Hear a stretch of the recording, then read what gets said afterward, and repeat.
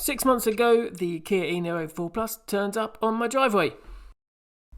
So after 6 months and just over 6,000 miles, I thought it was the perfect time to give you guys an update on the pros and cons of Kia's flagship electric car.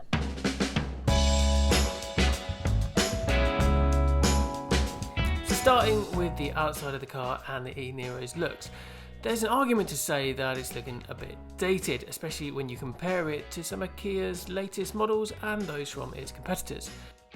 That being said, I still think it's a good looking car with some nice sporty touches. I am a big fan of the alloy wheels in this car. They're not the most intricate or spectacular, but thanks to the regenerative braking, you don't get much brake dust on them, so they're nice and clean. And the unspectacular but sensible tyres also mean you get very little scratching when you accidentally hit a curb. The same can't really be said for this front grille replacement thing, which to be honest just looks a bit cheap and nasty. And as you'll notice, I've also got a nice little crack in the charging port cover, which happened during the cold weather when the door got stuck. I haven't managed to get a replacement from Kia yet, but to be honest I haven't tried that hard either. So that's the outside of the car covered off, but before we get inside, well, you should hit the subscribe button for this channel so you can stay up to date with all of the latest videos that I put out. So inside the car, it's kind of on the same theme. It's practical without being spectacular. It's not particularly cutting edge. I mean, if you think of this car's competitors, a lot of them are now touchscreen everything. Not a particularly big fan of that myself. I like the tactile buttons, which are a bit more practical to use for some features when driving. The screen itself in here, it's not too bad. I've said this before, when you connect it to your phone, it's much easier to use, I find, than using the inbuilt technology and systems. A bit more intuitive.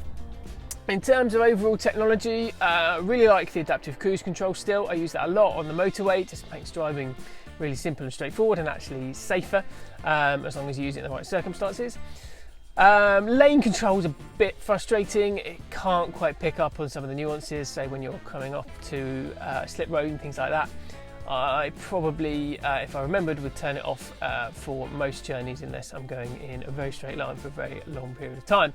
Other things in here which are unique to the top end model are things like the heated front and rear seats, which again used a lot of that through the winter. The ventilated seats in here. Now, I've only just started to use these. They are good, although I think a bit gimmicky, to be honest. It's very difficult to tell any difference between them and just having the normal aircon on, really, if you're looking to rapidly reduce the temperature. The other problem with them is that the perforating in the seat, which you need to have the ventilation, it's very difficult to keep clean. My driver's seat is now full of tiny bits of probably chocolate and sandwich, to be honest. In the rest of the cabin, loads of storage. I mean, you can see here I've got a drinks bottle, an empty coffee cup as well.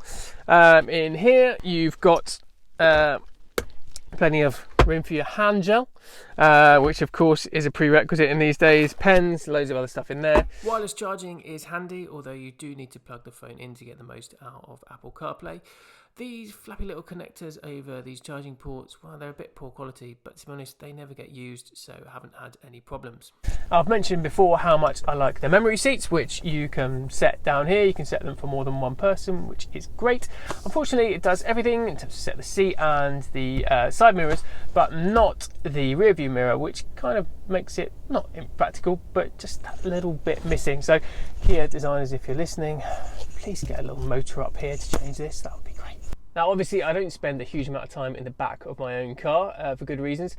It's pretty good for storage in here. I won't show you all the things I've got littering up the footwell, but it's very practical back here. You don't have a transmission tunnel, so it's quite easy to get through across the back, and I have done on 1 or 2 occasions.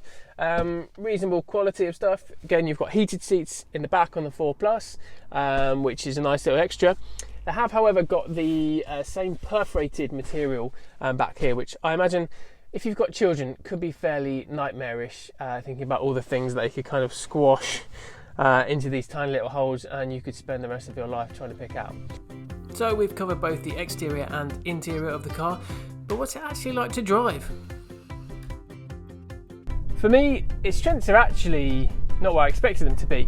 It's a better car on the motorway, where you can just cruise along and actually make better use of the speed and power that you get from an electric engine.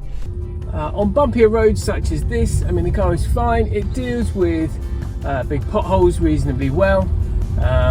Doesn't seem to intimidate fighting pigeons that much, but there you go. The E-Niro is probably at its weakest on these kind of twisting and turning country roads where you've got lots of potential acceleration but some fairly questionable traction in certain circumstances. That can be a little bit hair-raising. Once you've got used to it though, the car is a lot of fun to drive, certainly more exciting and an all-round better package than my old BMW 3 Series diesel.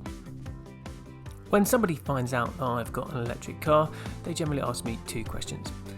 How long does it take to charge, and what's the range? Now 95% of the time, charging speed is just not a factor. I get home, I plug it in, and it's ready to go again in the morning.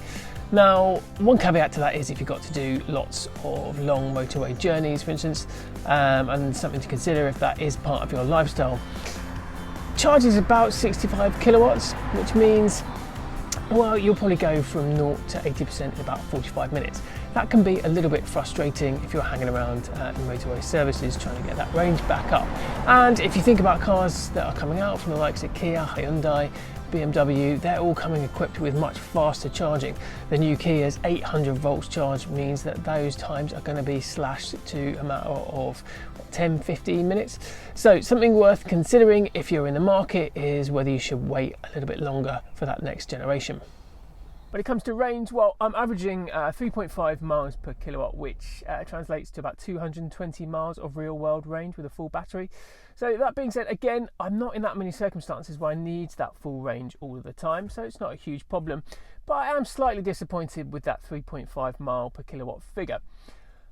However, I have been driving through the coldest part of the year, which is the most inefficient, so I'm kind of hoping and expecting that will improve and we'll get a better overall figure as we go through the hotter months. So to the most important question of any review, do you actually recommend this product? The E-Niro is a great car.